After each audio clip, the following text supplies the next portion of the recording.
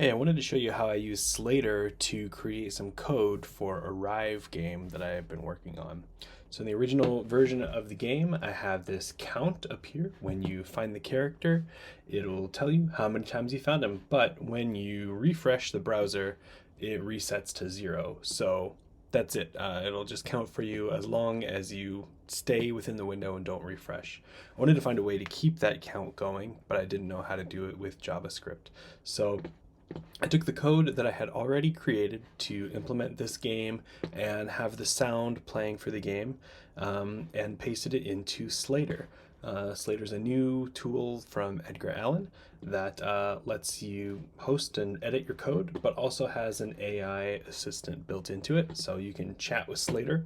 So I asked it, how do I save the value of the increase count function as a high score variable locally to the user's browser? It gave me some code that I was able to drag and drop in and start to use. But it wrote the code as if I already had it, as if I didn't already have it, but I did already have a function. So I said, I already have this function. How do I, what do I add to the function to make it work? So it gave me some code there. Anyway, I was able to put it all together here and get this up and running. And then once I saved it, I was able to copy this script code and paste it into my Webflow project. So down here in the before body tag on the page settings, I was able to paste this code in here, as well as the Howler.js library, which I'm using as for the sounds for the game.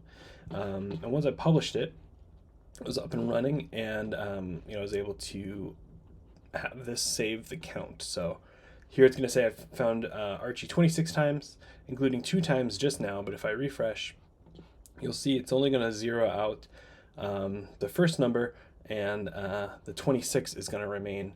And so if I play the game and if I can find him quickly, it will keep that count and add to it as I go.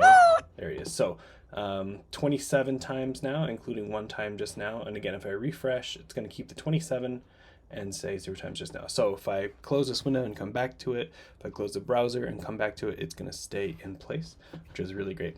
And if I make updates to my code in Slater, all I have to do is save it here, and then just, I don't have to republish my Webflow site or anything like that. I can just refresh my live site and it'll start working for me, which is really great. So it's a really easy workflow for adding JavaScript functionality to Webflow, and with the AI tool built into it right away, makes it really easy to figure out how to do something that you didn't know how to do before. So if you get a chance to check out the Slater app, I highly recommend it.